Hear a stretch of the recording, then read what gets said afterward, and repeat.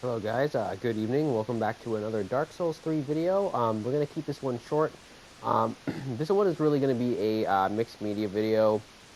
Again, to basically just sort of cover our tiff that we had with that Flame Stoneplate Ring.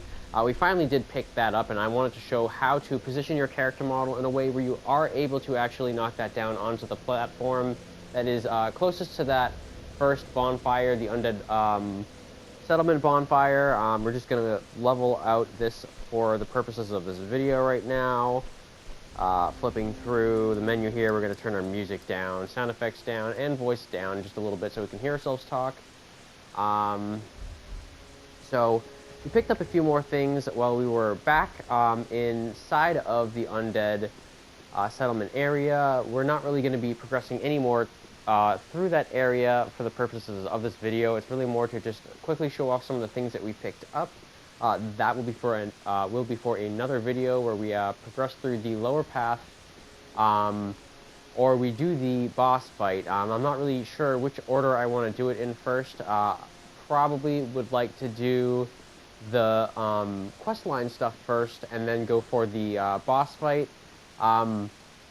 The other mini-boss I'll probably save after the main boss fight, as that is really more part of the next major area. The third area, Undead Settlement, still the second area. Up here, we still don't have anything, but it is nice and quiet. So basically, we're going to go here into our weapons menu.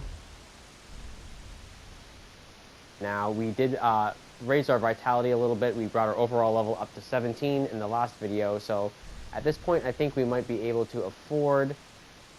we're still not able to afford a heavier shield, as that claymore does weigh quite a bit. I don't think we can afford to put a dagger in our build yet.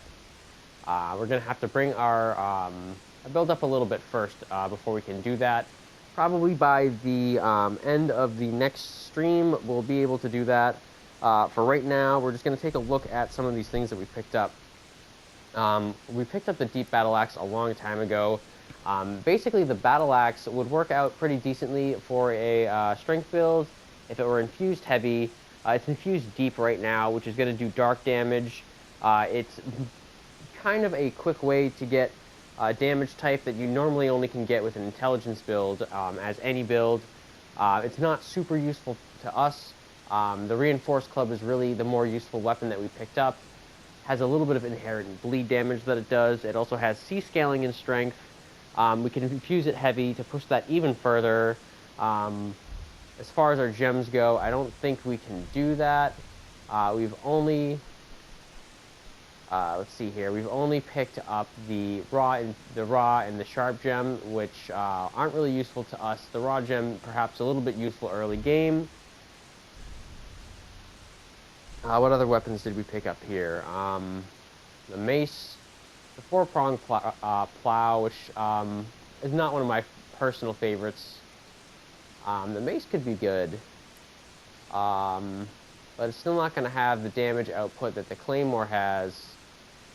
The bastard sword still isn't even quite hitting the numbers that the claymore is hitting. So at this point, it sort of seems that because it's a +1 claymore, and the range, moveset, weapon art, just everything about that weapon, we're very comfortable with it. So moving through the next section of the Undead Settlement in the stream, we're probably going to be continuing to use this weapon that we've already invested points into. But as we make it further into early game, we might start to switch that up as our stat investment changes a little bit. More things will become available to us as we go through. We'll pick some more things up. As we hit that next area, the upper path, we'll be able to do a few more questline-centric things that'll be very important for our playthrough in the next stream. But for now, I think we just wanted to show you guys how you can get the Flame Stoneplate Ring that you're seeing in the inventory now to actually show up and fall on the platform where you want it. Essentially, this is just going to make fire damage a lot easier to deal with early game. So having those things, you can go into the next section either in the way that we are going to do it, or you can go right for the boss fight, or you can skip that boss fight and go on to the next area. for the purposes of this playthrough, we're going to do the questline stuff first. We also are going to get some strength items that will help us later on decide what we're going to put our stats into for purposes of early and mid-game. For now, that's going to wrap this one up. Thank you, guys.